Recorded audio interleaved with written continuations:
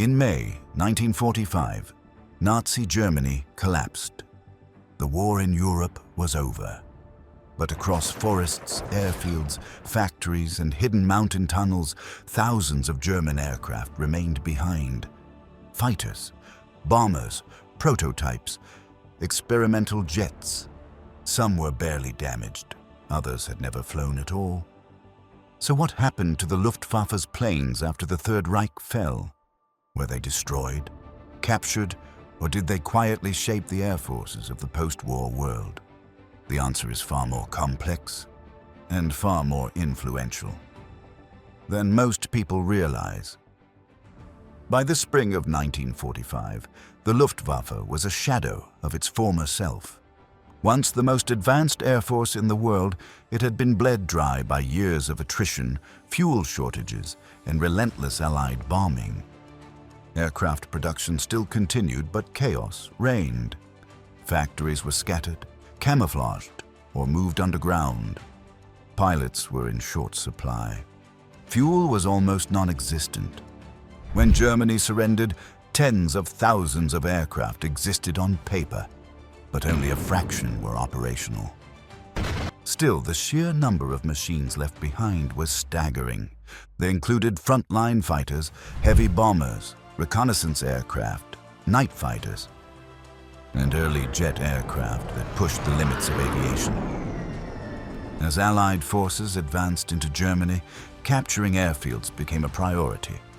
These locations often contained dozens, sometimes hundreds, of intact aircraft. The first step was simple: secure everything. Runways were guarded, aircraft were catalogued. Blueprints, maintenance manuals, and flight logs were seized. Engineers were interrogated. Technicians were detained. The Allies quickly realized they were not just capturing planes. They were capturing knowledge. The United States launched a dedicated effort to locate, seize, and transport Germany's most advanced aviation technology.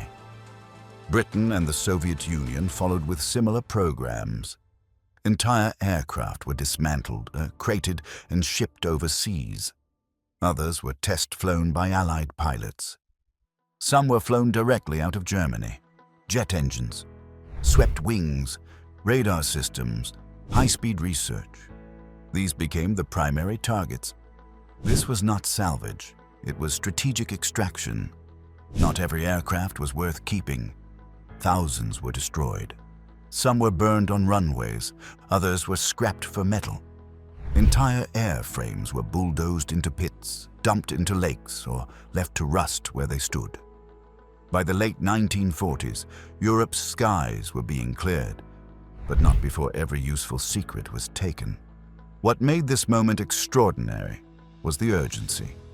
The war was over, but the race had only just begun.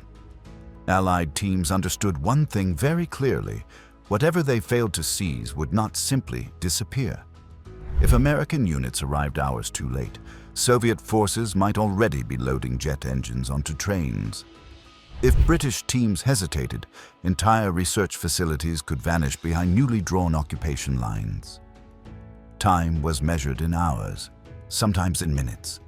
In some cases, aircraft were flown out under armed guard before borders were finalized, their destinations decided in the air. In others, engineers worked through the night, dismantling prototypes by flashlight, labeling parts by hand as artillery fire echoed in the distance. There were also machines that never made it out. Jets buried deep inside collapsed mountain tunnels. Aircraft sealed behind blown entrances. Blueprints burned or shredded by men who knew exactly how valuable they were. This brief window, measured in weeks and sometimes days, decided who would dominate the skies for decades to come. The Luftwaffe's final aircraft were no longer weapons of war. They had become prizes in a silent, ruthless competition for the future. The most valuable prize was jet technology. Germany had demonstrated that jet-powered aircraft were the future. They were faster than anything the Allies had fielded, and they forced a complete rethink of air combat. But the lessons were not only about success. Early jet aircraft suffered from short engine life, reliability problems, and dangerous handling characteristics. These weaknesses proved just as important as their strengths. The Allies learned where the limits were and how to push beyond them. German aircraft design emphasized speed, interception, and aerodynamic efficiency.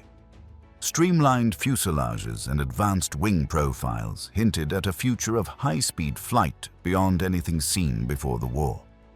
Even unfinished prototypes provided insight into transonic behavior, compressibility, and stability at extreme speeds.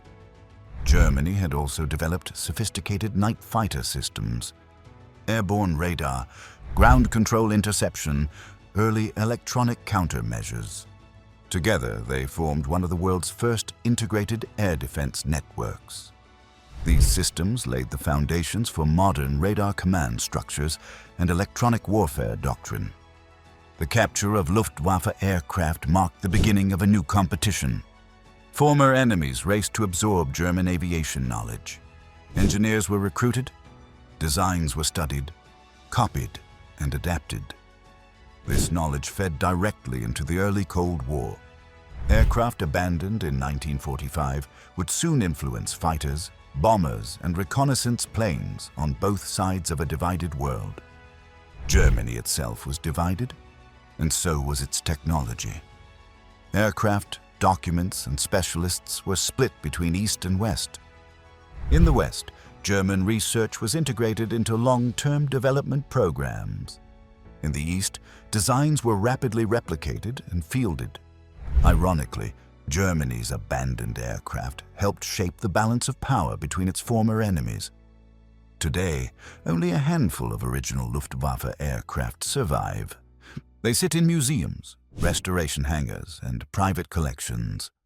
No longer weapons, but historical artifacts.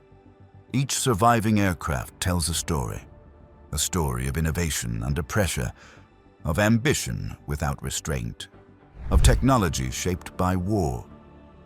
Modern museums increasingly emphasize context, the forced labor, the destruction, the human cost behind these machines.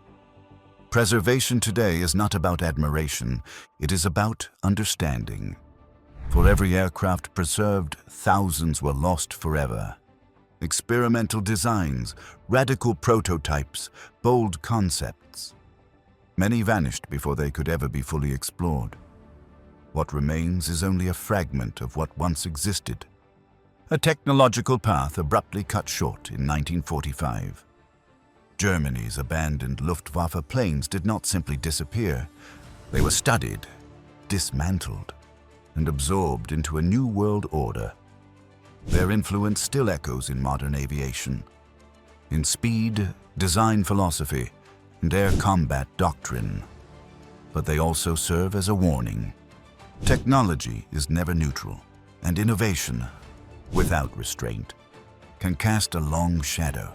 If you want to explore what happened to Germany's submarines, tanks, and other hidden remnants of the Second World War, watch the related videos on this channel. Subscribe for more in-depth military history. Thank you for watching.